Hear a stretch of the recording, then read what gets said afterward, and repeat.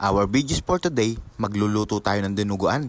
Laman loob ng baboy ang gagamitin natin at konting laman ng baboy at taba. Ito nga pala yung gagamitin natin dugo ng baboy na na-order online. Ito nga pala yung bitukan ng baboy, laman ng baboy at taba, puso ng baboy, baga ng baboy at atay. All good. At syempre, sisimulan ko ng gayatin ng maliliit yung laman loob ng baboy. At nang matapos ako maghiwa, eto na siya ngayon. At naghiwa na rin ako ng bawang, sibuyas at luya. At sinimulan ko ng mag-isa. Una ko nilagay ang sibuyas, sinunod ko ang bawang at ang luya. At nang mag-golden brown ng kinisa natin, nilagay ko na rin ang laman loob ng baboy. Naglagay na rin ako ng konting tubig.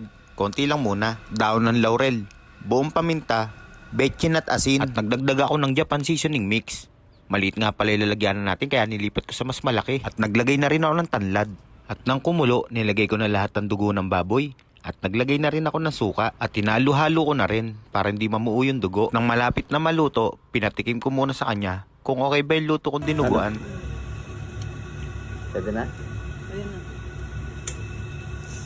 At ito ng finishing ng dinuguan natin. Wala lang tayong siling haba. Pero all goods. Ayun, no? Malapot-lapot. Ayos.